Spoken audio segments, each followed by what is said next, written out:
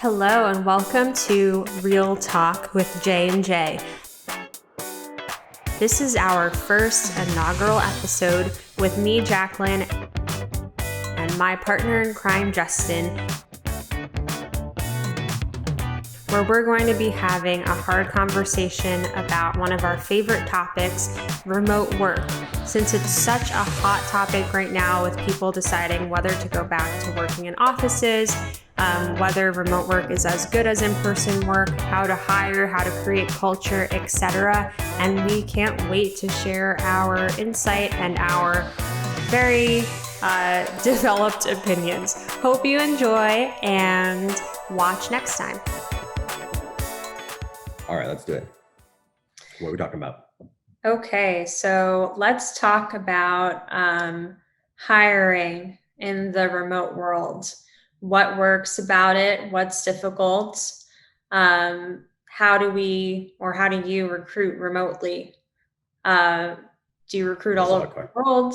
Do you recruit in one specific country? What are the guidelines for hiring? I don't know. What do you think about remote hiring?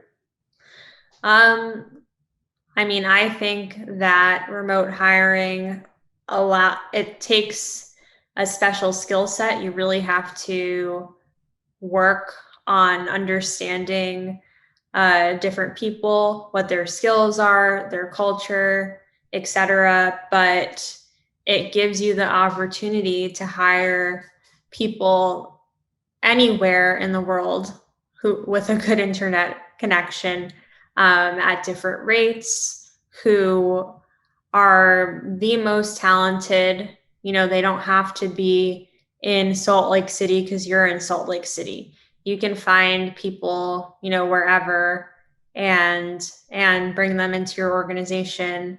And that's like literally a superpower. Yeah. Do you think do you think everyone can use it? I think, for anyone who's doing work that doesn't involve physicality, like obviously if you're a construction company or you're filming a music video, you need to be in person. But I think that anyone who's doing office work, the way that these major corporations that are actually facing this problem would be better off doing remote work or remote hiring, because it really gets to the core of what you're actually looking for in someone, which is their personality, their skill sets, whether they match your culture, and it gets rid of like all of the limitations based on money and location. And I think something I like about it is that it gets rid of people who want jobs for the glamour of an office. It really gets to the core where it's like, what kind of job do you want to have? What do you want to be doing? Instead of, I want to be in this fancy building in New York City or whatever it is. So I feel like, and I feel this with everyone who works with us, like they really want to be doing their job specifically. And because you're not kind of given that constant social feedback of like, oh, wow, I'm dressed up and I'm going to this place and it feels so great. You're really getting people who like selflessly love their job. But of course, I think that's really hard to ask people to just kind of change their mindset and learn how to hire people in that way, because it's so different. What do you think about the hiring process, I guess, since you kind of have a lot of experience with going through people in a remote way, and how do you think that'll work out in different types of companies? Yeah, I think that like remote is awesome. In terms of hiring people, I think that it's just hard. It's not hard. I think the hiring process is always hard. So I think that it's just a new beast, and it's not necessarily more difficult or less difficult. It's just different. So how do you hire people though? because I feel like people would say, if I'm in the room with them, I know that they're like this type of person. I can see their eye contact, I can see their mannerisms. How do you actually get to like who the person is on the Yeah, I internet? mean, You've also hired people, and I think this is an important thing for people to know. You have hired people without ever talking to them on the phone or on video chat. You've hired them just through text. So how the hell does that work? yeah, like so I find that great. So there's a lot in there. Great communicators are great communicators. So like they're very good at communicating their thoughts regardless of the format. Mhm. And actually, like great communicators usually are better at their jobs. I find not always. There's obviously some like really skilled people who are very good communicators, but for the majority, like a lot of people say like know exactly how to describe their skill set. They understand how to describe the problems, and like yeah, you can actually like intuitively understand the nature of like how someone's speaking over text, how they carry the conversation, how they use different types of like emojis even. You Mhm. can tell a lot the same way that like you like the whole idea of hiring in person, like it actually favors the more personable. That So yeah, the extroverts. So like like how many interviews like they pass because the person's like oh my god, I'm a showman, like kind of, or showwoman, and like you get sold based on like their charisma and what they're doing, and next you know like they're actually really awful. Like and I think that this is really common, especially like with psychopathic behaviors, where it really does favor like you could even argue in-person interviews favor psychopaths. well, that's um, how Jeffrey Epstein got his job with like his jobs with no degree or no like skills. He just talked his way into them. Yeah, versus if he was actually having that same conversation over like an email or over like a Slack message, it would actually be harder for him to like break through. I actually think that the removal of like jet like the removal of tone, the removal of those things actually sometimes help. Although now we have interviews with video chats all the time. I think that you can almost tell like based on like how someone emails, you can tell a lot on what people think and how they behave. Like like when do they respond to emails? How do they respond to emails? Like what formats do they use? Also, like, do they have a portfolio? Yeah, Like, like what do they present? Are they presenting their pedigree, or are they presenting their work? mhm. So like bad people usually are like, oh, I studied at Columbia University and I went to Google and then I did this, and Bad. yeah, and the people who actually drink up that Kool-Aid also usually are less likely to be able to read the signal from the noise. So I think that hiring remotely is just like the great divide of actually being able to read The people. equalizer, even, and this gets more into like culture. People obviously, like, I don't even think it's an opinion. People value people in America way more than in other places in the world for no reason. Um, so, like, I feel like you could look at blindly at someone in Ukraine versus Nigeria versus the US and evaluate them, you know, with cultural blindness, even though I think that's harder for larger organizations than for what we have been able to do. Yeah, I mean, like I think the devaluing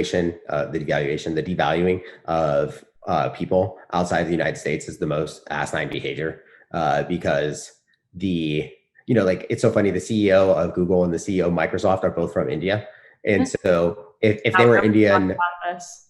yeah, if they were Indian programmers in India, like they'd be like, oh my god, offshore foreigners. Yeah, Uh, why are you outsourcing? you see, But because yeah, like they're Americans now, they're yeah, yes, they're just from India. yeah, they're just from India. Yeah, yeah, It's yeah. so Like, obnoxious. it's stupid. It's stupid behavior. And then to extrapolate that into a billion people. So you're telling me in this population of a billion people, 3 times the size of the United States, there's not one hardworking, decent, like skilled, incredibly skilled human who just like is craving opportunity. It's like we're so ignorant to think that like there's not designers in these different pockets of the world. There's not developers. There's not, Even different parts of the country. oh yeah, I feel like coastal elitists think that all the smartest people live in California or New York or Boston or something. Um, and there's all these people who want to make a good living and they're in, Missouri, but they're better. They're 10 times better. They just don't have the local Google office to go work at. yeah, Um, it breeds psychopathic behavior. Like I actually think that you can make a strong argument that like well, I think you make an argument that cities are psychopathic, because like what they actually do is they like self-select for like psychopaths, because and then they self-select this ideology that they think, oh, if anyone was great, they would just force themselves to the city. So all the great people, of course, come to San Francisco. All the great people, of course, come to New York. And this might have been true pre-internet. Like pre-internet, you like the information centers were all centralized. Like you had to be in one of these information hubs, and all information was centralized into specific people who were like literally at specific organizations. But now with like the democratization of information across the internet, you can be reading about what the CEO of Stripe is thinking. You could be thinking like reading about a blog from learn machine learning in Antarctica or Iceland. yes. You don't need to be at Harvard. Yeah, and it's much more like now we're in a time where like success is much more accessible because like anyone with an internet connection can literally teach themselves how to program. They can teach themselves how to do design work. They can take courses online, and so actually opportunity is spread everywhere now. And that's actually why you see like the breakdown of like now San Francisco has less and less like established tech like companies coming up. You have Miami coming up, you have Austin coming up, you have literally like huge like finance companies coming out of Brazil and stuff. Idaho, like all these places that, elitists and cities would laugh at. Yeah, and they, the people just die on like what's the expression? They die on the stump. They die on like the do you know what I'm talking about? What's the expression? They die on the stump. They die somewhere. Like psychopaths die on the stump. Thesis from Justin coming soon. Coming soon, yeah, very soon. They hold on to like that thing. But psychopaths, and I think like we actually have a lot of companies, and like we've actually interacted with a lot of these companies where actually the owners are completely psychopathic, and they are power hungry monsters, and actually like they hate to like give up control. And I think this was actually, and you see this like the breakdown of gatekeepers. And so like this conversation has kind of turned a little. We should return back to remote stuff, but like we see this like with how the internet is destroying gatekeepers. Well, And I would say to like tie it back, it's like in order to be able to hire remote, you have to kind of let go of your ego. You have to see people for who they are and work with humans because they're human, not because they have like a specific, showmanship or they're in a specific city or they look right.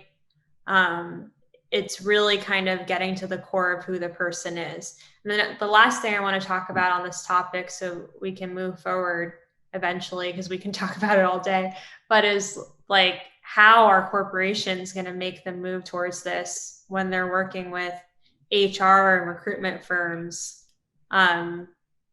What do you think is going to happen to large organizations who can't adjust, or what problems will they face?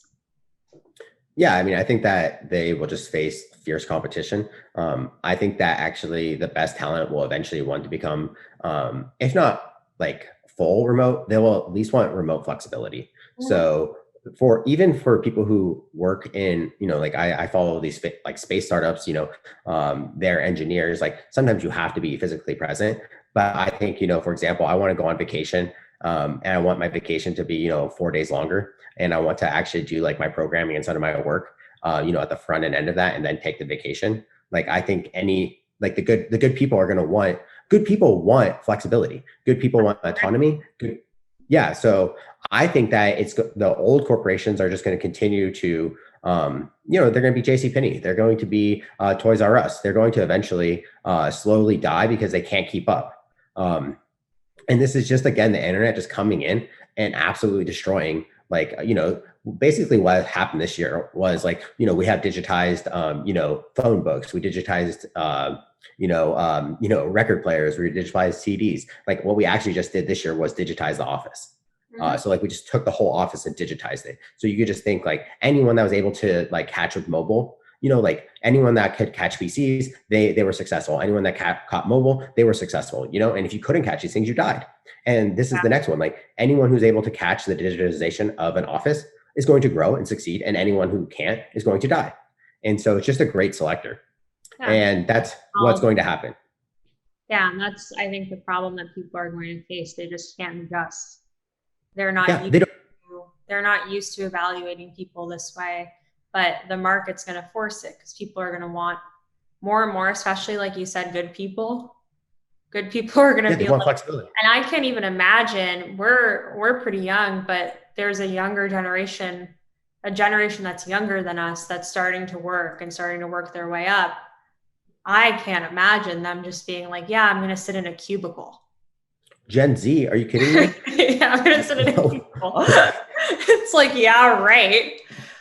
No, they're gonna stream. They're gonna be streaming their work. We're lucky if they do a job. So that's not YouTube or something. Yeah, they're all YouTubing out there in the world. So no, I think the old generation, in the great words of my mother, who moved my cheese, they're having struggle to figure out. They're scared about making that change, and so and then because again, you have to let go of your ego to make change. So they would rather hold on to their ego and be forced into this, like, oh, I know what's going on, I have control, than to make the growth and adapt to the next curve and improve. And with that curve, you just need new traits, you need new skill sets. The same way, like, you can't be a coal miner really anymore. You have to, update to a new skill set. Like the publishing companies, some of them were like, no, we will not use a computer. Yeah. Like, I mean, the publishing companies, they're destroyed. That's sad. Well, some people have been able to move into podcasts, all these different things, digitizing, having a little bit of both. But yeah, being stubborn is not good. All right, let's move on to the next topic. On to the next one. Productivity. So how I guess this kind of goes with hiring. Aren't people who work from home lazy? Don't you want to just sit in bed all day? And how do you even deal with like time and task management when there's children around, when your dogs are barking, etc.?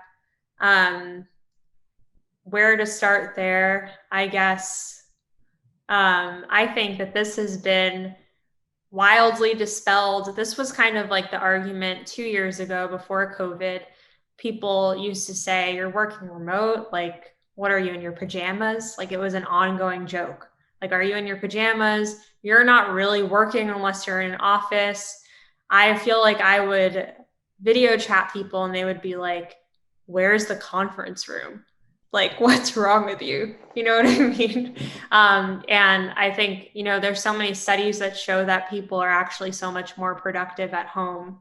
So what would you say about, people's productivity and how to keep them productive?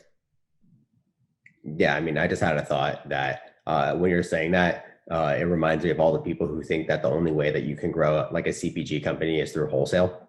And they don't even think that direct to consumer is a thing anymore. And so you have just like the great divide. It reminds me so much of like, oh, we only know wholesale. I'm like, okay, well, so you don't know the internet? Like, are you serious right now? In terms of productivity, you have to be goal oriented versus like task oriented. So, and I think this is again a healthier way of running an organization. So, does it matter how many tasks get done in one day, or does it matter that you achieved a goal?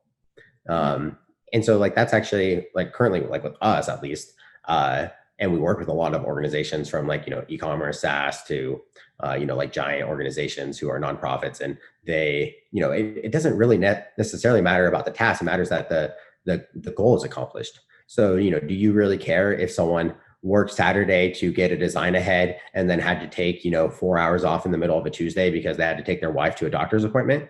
Like, Yeah. or do you care? Yeah, and I think that this gets to the point that I think that this problem is just condescending that people even say this. It's like, well, if you're not in the office, if I'm not watching you as a manager, you're not going to do anything. And that basically is saying that people don't have free will. They can't discipline themselves. They have no control. They're just going to flounder. And I feel like people need to treat adults like they're adults and say, like, if you don't get your tasks done, you know what the time frame is. If it's not done in that time, if we don't hit the goal like you're saying, it's because you're not a disciplined person. It's not because I'm not watching you. Yeah, I mean, I think that you have, I mean, I think the thing is like we're a small organization, so we can like kind of keep eyes on everything. But I think that, it's just going to be like you have big organizations where they have like thousands and thousands of people are worried that there's, some percentage of people, 10% or something of an organization, hundreds of people who are like hiding kind of like, But isn't and that true anyway? yeah, it is. It is. The I've been thing is to like, offices where people are walking around chatting all day. They hide, they run outside, they're watching Kanye West videos on their computer all day in a hidden browser. Like, if you're going to be like that, you're going to be like that. of course, I think though, like what's actually happening is like, again, the revealing of ego. I never actually thought about like remote with ego before this conversation, but now like what it actually makes me think about with this is that, people want to think that their organization is 100% productive. Every freaking man hour is used like successfully, and that all the other hours that they're putting work in is actually like, oh, well, we were company building and we were bonding and we were like, when actually like people were just like losing their minds in a cubicle Mm-hmm. or like, hiding in a corner of Google, drinking kombucha, like doing absolutely nothing. So that way they could tell their like whoever that they hit the KPI that they needed to hit. Because if they actually said, "Oh, I hit this KPI 2 weeks early," they would be, That they that would, is so frustrating. Like, oh, now I'm waiting for something else to do, and I have to just sit here at my desk. yeah. So you just wait to hit the goals. I mean, the whole thing is that like it's just revealing like the problems that exist. I think that all that's happening is like these problems exist, but like you have built organizations that allow you to hide those problems. And what's happening with remote is like you're basically taking like it shows who your worst managers are, it shows who your worst employees are, and then it shows that actually like you weren't as productive as you thought you were. And then as like a leader, do you want to take those do you want to make those hard decisions and fire the lowest employees? Do you want to like reorg and get rid of like those managers that you thought they were so great? Do you want to restructure how you're actually outlining goals and what your quarterly objectives are? And I think that a lot of organizations are struggling to like, and I understand there's so many freaking like personality types in these huge companies, but this has to come from the top down. This leadership style. So yeah, I just think it's tough. I think we're just revealing all the problems of these old ways of doing business. And now, yeah, like, do you care? Like, here's the thing. It's like, you have to like really ask yourself a decision. Do you care that the work was completed? It was good. And that someone did it 5 hours early and now they're just going to take a 5 hour break and kind of go hang out with their kid? Or do you care that they were in an office the whole time, like basically in misery? Because me personally, I would prefer someone actually finish something 5 hours early. It was amazing work. It got like, all the check marks that it needs and sign offs, and the clients are happy, or like your managers are happy about it. And then they go play with their kid for 5 hours. Like, to me, that's like a really great way of life. The Great. other way where, Yeah. yeah, the other way where it's like, oh, I have to be here because even though I'm done, I could have already finished this task. It's like, so like, we value too much like hours put in Mm-hmm. versus like the output of those hours. That was my And next question. Yeah. When I worked at Google, I used to just drive around the campus aimlessly because I had to be there. I was done with my work, or I would start working on, potential plans to start SeedX. So that was so frustrating. And I totally agree that hours don't matter as much as actually accomplishing the goal, accomplishing the task. And I think it's great if people get more time to themselves or time to move on to the next thing instead of being like, okay, well, you have to hit this goal in this quarter. And then they hit it the first day and they pretend that they're still struggling because I, the boss, need to feel like I set out hard goals for everyone. And that's like a whole thing of control. Mhm. Um, No, I I think, think that. yeah, go ahead. No, I was just going to say that I think that we're basically just revealing that corporations were actually established, during the Industrial Revolution. They came up during the Industrial Revolution. They were established. Corporations were actually established, around World War II, and so we have like a lot of these concepts of like World War II in industrialization still like embedded in our companies. And so like this whole idea of like it makes sense when like the whole thing is like I have to hit this button, then I have to hit this button, and then I have to hit this button, and like you have to do that. Like whoever is the most productive is the most amount of buttons you can hit. And but the thing is that like with like automation and the machine learning, these different types of computer systems that are like coming in, that's not a task anymore. You can't like measure productivity by the number of buttons people hit. And so we have to like rethink how we think about productivity because like we're thinking about productivity as if we're, between 1920 and 1940, instead of thinking about productivity post internet, where actually most of the tasks are automated. Even in our organization, you hit this button, 1,000 like automations get hit, like Zapier's like shooting off automations. And like that would have been like 20 jobs. Now it's one software. And so now we have these people, they have more free time and they have to focus on more creative work, more creative problems. And creative problems, sometimes you need 3 months to solve them, and sometimes you need 3 minutes to solve them.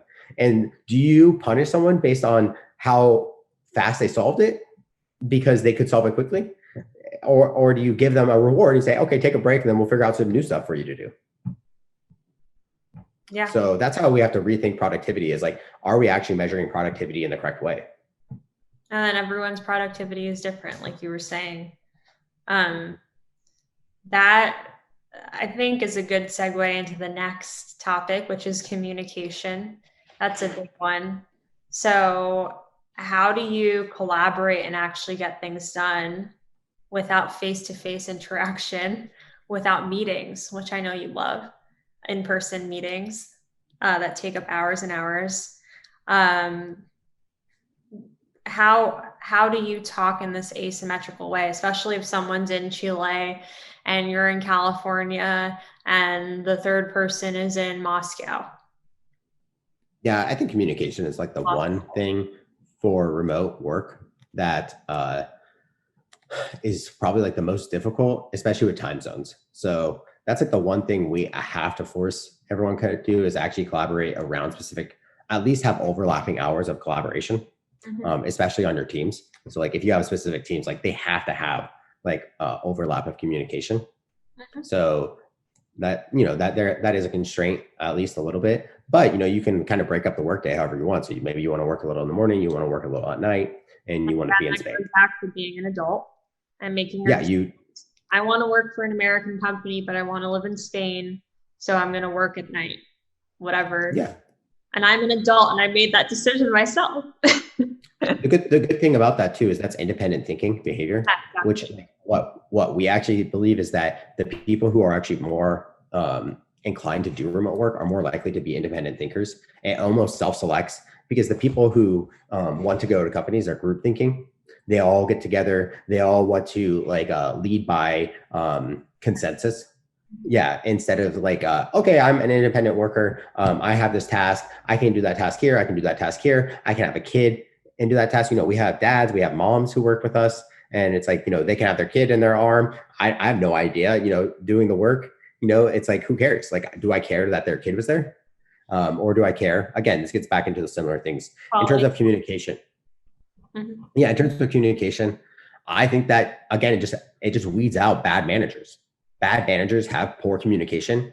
The thing is, like, you just hide it in an organization. You hide it. It's like you can't wait until the last minute. With time zones, sure, there's some overlapping times that like we set up, but we also have really high expectations for people where like If I know, for example, our best, our best whatever is in uh, Ukraine, and she wakes up at midnight when I go to sleep, but she needs to get this task done by the time that I'm awake, then I need to take it upon myself, and we expect this of everyone, to write that person a message, update our task system, make sure that we're being proactive and thinking about the other people on our team when we communicate. It's not just, oh, which I feel like happens in physical spaces.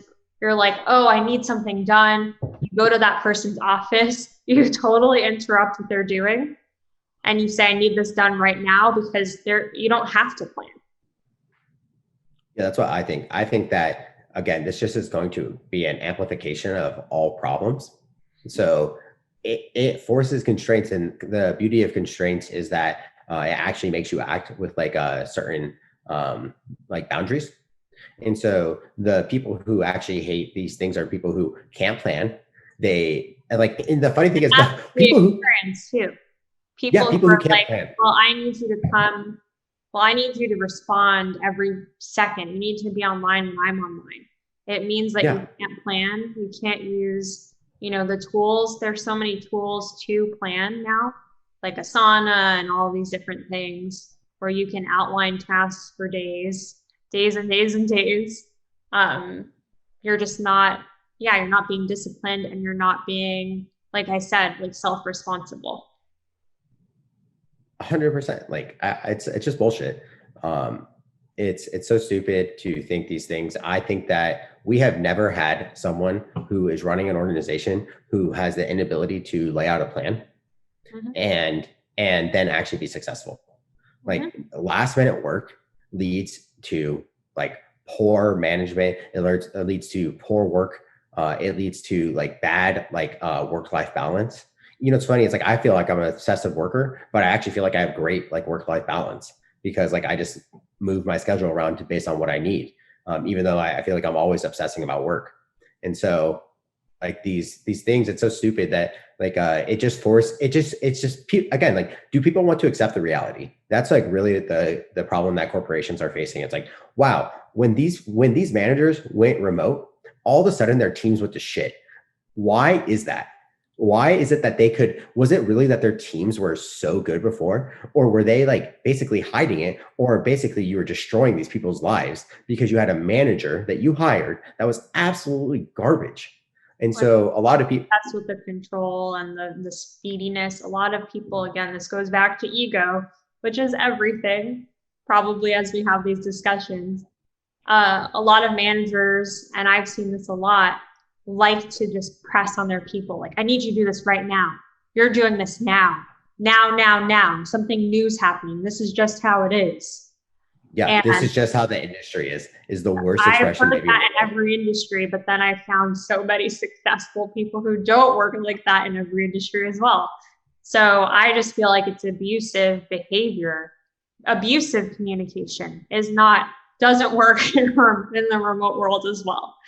Yeah, Um, because they can ignore you. They can ignore you. That's like the whole thing. It's like, but adults don't want to treat adults like that. yeah. Like, so again, you self-select into like these cultures. So you end up having like better managers who are better communicators, and you have employees who have boundaries that they want to be respected. And because it's remote, like it's easier to say, fuck you. Like it's easier to like just give your like middle finger to someone because you don't actually have to be there listening to them. It's all async. And then and I think that people who struggle with like actually having like good executive skills, they basically get destroyed in the remote world. And that this is just the reckoning that needs to happen. And honestly, COVID was a blessing for the remote world, not for obviously the rest of the situation, but because it Accelerated remote work. yeah, accelerated it. Like we were all for it for years, and now like everyone's all for it, and huge companies are like, oh yeah, why would I not be in New Zealand? Why would I not be here? It's like, yeah, of course. Like, did you really need to be hand holding your team, or did you need to be a good leader, like explain what's going on, give clear guidelines? Like you're saying too, people used to freak out if they heard a dog bark on video chat. Like you had to pretend to be inhuman. You're professional. I'm professional, Jacqueline.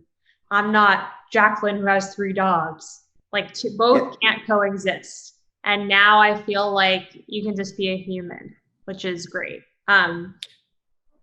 I think that just this just leads me to the last thing I want to discuss in this category, which is how do you actually get to know people communicating with them online? And that kind of brings us into culture, which is the last topic. Um, and I just think this is really funny, and I want to hear from you too. But I feel like I've worked with so many people where first I email them or maybe just even Slack message them. Then maybe we have a phone call, then a video call, then I meet them in person. And I feel like they're consistently the same person in all mediums. And it's something that I had to like actually experience to be like, wow, that's crazy. Like, meeting Vlad in person was the same as talking to him on Slack for years. Of course. Yeah. You can't So hide your personality. people think that, because you're not face to face, you don't actually get to know people. I mean, this just gets into like the type of person, like, I don't really believe in the corporate veil, obviously. So I don't think that, I think that I believe that like, your team, you're not a family. That doesn't mean like you should go air out like every problem you have. Mhm. But, at the same time, I think that you need to, be human. Like, I think you should talk about, like what your kids are up to, like what are the problems happening in your life? What are the good things happening in your life? What are you interested in? I think that, uh, video calls are like, I mean, most teams are pretty small, like, 5 to 10 people. You can have a department, I guess like with huge organizations, how do you have like all hands on is kind of the thing. But eventually, like, everyone knows, like, whoever your manager is, whoever your Hard in boss is, person too. say it again. That's hard in person too. What are you going to do? Yeah. Have 1,000 people talk at a meeting? No, you have like these weird all hands on and someone's presenting. But I think that again, it's just a misconception. I think that culture just builds based. I mean, I personally believe like that culture is built Well, let's based. culture. Yeah, yeah. Culture, first off, it's built based off the values of the leadership. Like cut and dry. Like the only way something is of value to someone is if they act it out, if they display that value, if they say our number one principle is truth, and then they lie all the time. Well, their number one principle is lying, not truth. So it doesn't matter what they, like the culture police told them to say. It matters what they actually act out. And so bad companies are going to have bad culture in person and bad culture online. And like if you're a troll in person, you're a troll online. And so the culture is what the leadership makes it. It's how you treat people. And I think, like you said, how the leaders treat people in the organization. They then, when they become leaders, they treat people. It's really top down.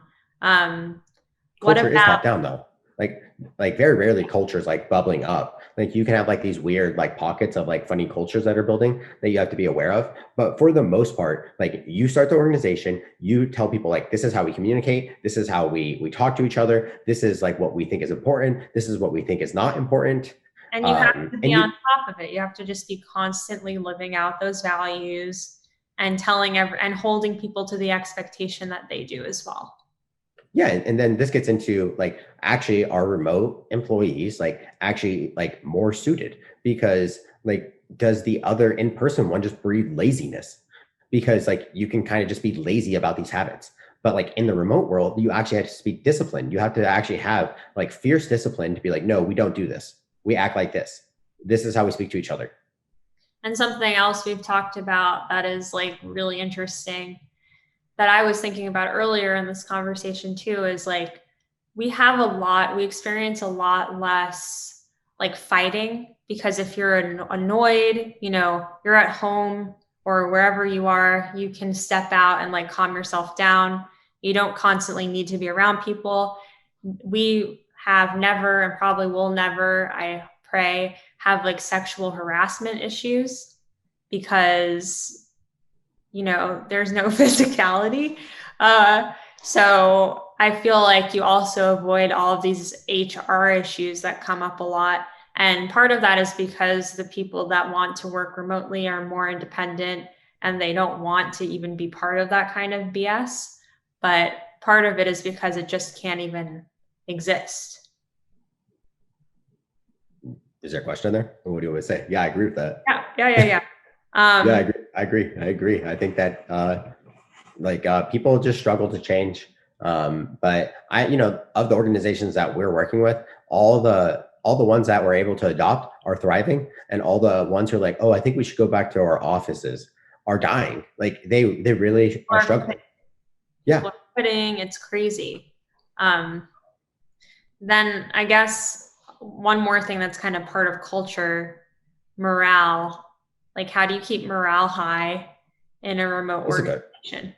This is a good question. Like morale, though, it's very similar. I think that people think too much about the organization and not enough about the groups. Mm-hmm. So morale, and it just gets into, you need to have strong leaders. Morale is a little easier to have in person because like you can kind of bounce into other departments. Mm-hmm.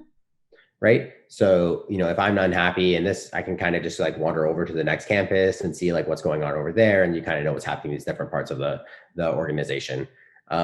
In the remote world, I think it just gets back to discipline, that you need to have like leaders who are making sure that the teams are happy, productive. They know what's going on. They're communicated to. They're being explained to like what's happening with their work. I actually think, again, that people are saying these things about the remote work, like, oh, well, what about this? What about this? As if the in-person work is so much better. It's fucking awful. Yeah. It's just a joke. It's all about communication from the top again. Like, these are our values. You can be yourself here. You have opportunity to advance. All of the things that make morale high in an in-person job, just making sure that you're communicating that to people, that they understand it. Because that's always the most motivating thing, to know that your leaders care about you, that you're not going to be stuck in the same position for the rest of your life, that you have like opportunity, and that you're working with people with good intentions that align with you. And all those things are not very frequently communicated in large organizations anyway, or in-person organizations. It's just hidden. Yeah. Yeah, I think the same. Like, these things are just hidden. Like, oh, you're telling me morale is high at every in-person office? It's like, oh my God, if that was true, like, why is there these books about, like the traveling salesman and stuff? Like, why are there like so much like literature and art about how awful the morale is at these organizations? Like, sometimes it has to do, I would say, with the actual, and this is more philosophical, with the actual physical space and energy. Like, if you're stuck in one place all day, and we know this, I like to work, at my desk at home, at a co-working space, go for a walk, depending on what mental mood I'm in, or if I'm changing from a creative task to a more like administrative task. And I think like a lot of people get bogged down by feeling like, I never leave this one spot. Or I hate the person who works next to me, but I can't move, like it's school, And then your boss is like, don't leave the desk. You have a mouth breather next to you. Like, you're typing and it's like, what the hell? Like, you're telling me I'm so productive as the person next to me like is like basically breathing like as a dragon or something. It's all bullshit. I think that a boss is watching you and not letting you move from your desk, like your assigned position. It reminds me of third grade.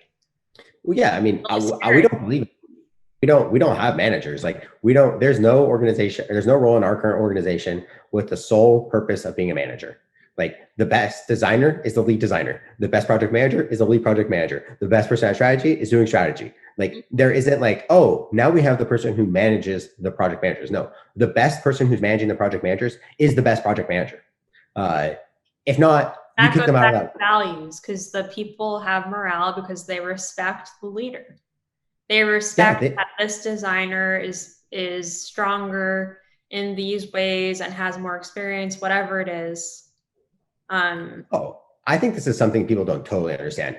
If your boss is better than you, if you know that they could do your job in their sleep, if you know that like, oh, actually this my boss could just like kick me out and do my job, Mhm. like you don't fear that boss, you Respect. admire that boss. It's Yeah, respect. You're yeah, you not like, respect. how many times I've had bosses where like they belittle me and I'm like, you I'll do can't your even job. do, you can't even do this. And it makes you want to quit. Of course, And it lowers your morale and it makes you also feel unheard. So I think a big thing about morale, since we're talking about morale, is that, and again, this just gets into company structure, like how your org chart looks, because if developers will not work for a non-developer and designers will not work for a non-designer, and I actually think that's a big problem why people have trouble hiring those positions, is because a developer will quit like if they don't like the person they're working with, and it's because especially if they're in they're a not high heard. demand Yeah, field, role. developers, like, hey, Google's hiring developers every day for hundreds of thousands and millions of dollars. So I want to work for someone I respect. And you're going to go work at that organization with another very skilled developer who Yeah. is going to understand exactly why you're facing that problem and exactly how hard that problem is. And you're not going to have some like idiot manager be like, well, I want this done tomorrow. It's like, you don't even know what it is. You don't even know what it is. How do you mean you want it done tomorrow, you idiot? And so like this gets into like, what do you mean? How do you build morale? How do you build culture? It's like, well, yeah, you need to have the best. You can't have managers. Like the idea of a manager gets back into this thing where you had to push the button every single time. It had to be done in a certain amount. When now managers need to be the best skilled person. And those organizations are going to flourish. Yep, higher standards. So I think it's clear that we love remote work and that we think it's the future. But is there anything bad about it before we wrap up? I'll say, and this is kind of touchy feely, but this is how what I think. One thing that I dislike about the remote world is that sometimes I want to see our team, and it's so Hmm. hard to get everyone in the same place. It's hard to get people from Pakistan and, you know, Arizona Europe and and Utah. Argentina all together, in a, without crazy amount of coordination and budget. So yeah, I wish I could see my assistant more and things like that, um, even outside of work. So that's my thing. And again, it's more fluffy, but that's how I feel. Yeah, I think that like the one I don't really have a lot of experience with this one, but I hear critique about like like water cooler talks, like how you have like synergy of conversations. So that's the one like I'm curious about because I don't totally I've never really had like, oh, now I'm talking with a bunch of people and we have like this like synergy and I'm like, oh my god, we have to do this, and like all of a sudden I have a breakthrough moment. But a lot of people explain that. Feel like we um, have that in Slack channels, or like even just like yeah, we I jump think we do. on phone calls. Like we have a culture where like Ty will call me and say, "Hey, I think this," and then it's like, "Okay, let's bring this other person in." I think so. I mean, I Not a think, water cooler talk yeah, I think so. Like in the cloud. yeah, the cloud Cloud cooler. talk. We should Yeah. patent that, cloud talk. Yeah, I don't know, but I don't know. People say that one. I feel that I'm sympathetic to that argument of like when you have ideas basically joining together, you obviously are going to have like a better output. And so the thing is like I just don't understand how like you should always have those things. Like you should have presentations that are like different teams should be presenting what they're doing. I think again, like I don't understand how it's so much different. When we were talking to Wes was saying that like it was cool in person, like he could go like really have lunch with like someone else who was like the head of data science and he's the head of machine learning, and then like he could learn all about like just in like a spontaneous interaction, like literally learn. I think that's it's mixed because we have that all the time. Like Miranda calls Jorge, like whatever, people are talking to each other and getting to know each other still. But yeah, Do you you miss feel that, though that that nice like I little think fluffy, like we're in person together. I Oh, don't know. I don't think like you have it where like I'm sitting down, we're now taking a break, eating lunch, and like it doesn't you're a feel developer. great. Like I'm Yeah. relaxing. Yeah, I'm relaxing. You're a developer, I'm a designer, and you're telling me about like, oh yeah, I was dealing with this program and it had this type of bug and it was dealing with this, and you're really learning about like that other person's job Yeah. in a spontaneous interaction. I think we have a lot of cross domain like work, but you have to think about it also from a perspective like, say I'm an e-commerce holding company. Mm-hmm. And now, like we have all the people like in person and they're starting to understand like, well, what does the person who fulfills product do? What does customer service do? What does this person do? Like right now, like we could even argue like that's a little disjointed. And so then how do you like recreate like these natural conversations? Like do you actually like schedule them? Like should the designers learn about the developers? Should the developers learn about customer service? Should Maybe um we should think about, yeah, I mean, I think ultimately, like, I think remote work is the future. We both do. But that doesn't mean that there aren't benefits to and that you shouldn't try to do things like break that bread. That's something that we always say. If it's possible, and like you should work to basically bring your team together. And I think we've done it in the past, and it's amazing. And I want to be able to make it like more regular, because there are non-tangibles there. But I wouldn't say that it like totally outweighs the benefit of remote work. Yeah, that's the whole thing. It's like when you weigh that benefit, it's like, well, it doesn't beat like the speed, the flexibility, the ability to hire like talent everywhere in the world. You can still, like we had someone, buy a house this week and they're like, oh my God, thank you so much for this 4-year journey. And yet we've only met this person one time in person.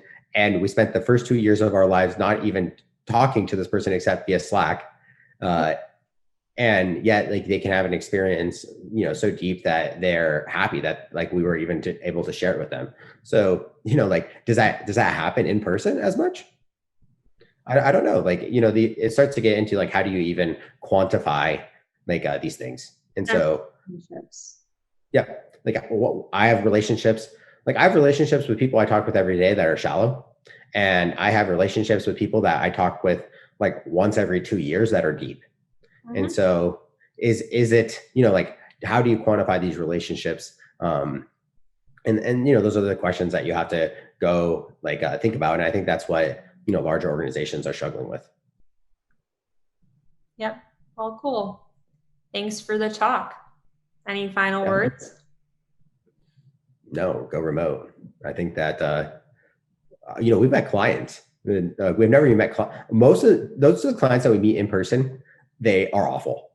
Like anyone who wants to actually, Well, if they make it a requirement, yes. yeah, that's what I'm saying. As the primary thing, But we've if met people that we've worked with for a while, and it's really nice. Again, just like our team. Oh, yay, we're meeting in person. It's kind of the same. It's comical. It's like, it's fun. But Mhm. yeah, if someone is saying that you have to travel to them for them to even take a look at you, I think that's just ego again. Of course. I mean, and then does it, I mean, we believe in remote work. So I feel like this is just going to be like, we should bring in like an Why executive. should? Yeah. Yeah. We need to bring in an executive of like BlackRock or something and have them talk about why they're so pro in person and how often they're building, cause you have Facebook and you have these other organizations, they're building more offices. Like, you have San Francisco office, like offices basically left empty, and you have other companies who think, it's so funny, this fly. He's going to Yeah, be it's been in the video the whole time. You're like the, you're like Mike Pence in the debate. oh, right here. Yeah, that's so funny. Put that in there. Put that in. Just Photoshop a fly on me. Okay. That's so fun. Add that in. Anyways, yeah, end of conversation. No, remote's the future. Like anyone that we work with that is like comfortable with remote, like I just feel more comfortable with them too. They are less judgmental. They usually have less ego, and they're more willing to take risk in advance, I think is like I mean, I want to go full blockchain mode. So, we're on the next level. Let's go. Drama. Well, this has been real talk. Thank Real you for talk. the discussion. And we look forward to hearing what you think about remote work. And I think it would be great to have someone who is adamantly pro office work Oh yeah, we should find someone Not who is that pro office. Let's get them on the call. cool. Fun. Okay. Well, see you later. Until next time. Bye bye. Okay.